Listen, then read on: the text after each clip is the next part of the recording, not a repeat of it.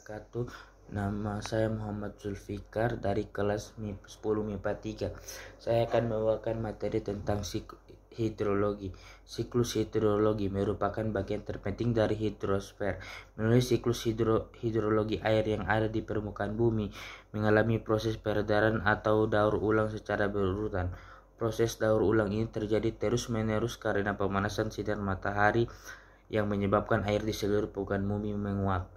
Saat uap air mencapai ketinggian tertentu, temperatur uap air akan semakin menurun dan mengalami kondensasi. Setelah proses kondensasi terjadi, uap air akan menjadi titik-titik air yang kemudian akan jatuh ke bumi sehingga hujan. Siklus hidrologi dibagi menjadi 3, yaitu siklus hidrologi pendek, siklus hidrologi sedang, dan siklus hidrologi panjang. Siklus hidrologi pendek: dalam siklus hidrologi pendek, air akan mengalami proses daur ulang dalam waktu yang relatif cepat atau singkat.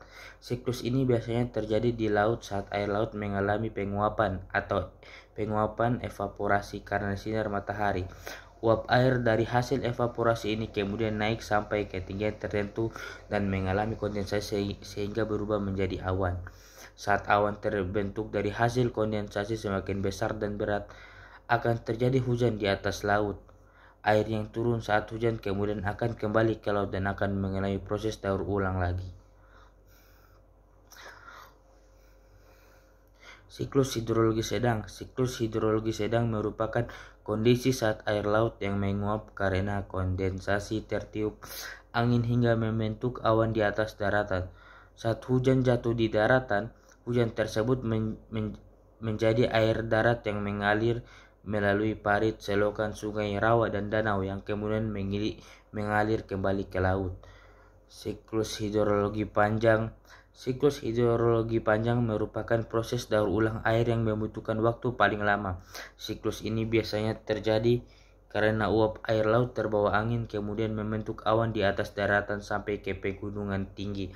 Saat awan tersebut berada di pegunungan tinggi, air akan jatuh sebagai kristal es atau salju, kemudian membentuk glacier yang bergerak atau meleleh dan mengalir ke sungai hingga akhirnya kembali mengalir ke laut lagi. Demikian, itu adalah materi yang telah saya sampaikan tentang materi hidrologi.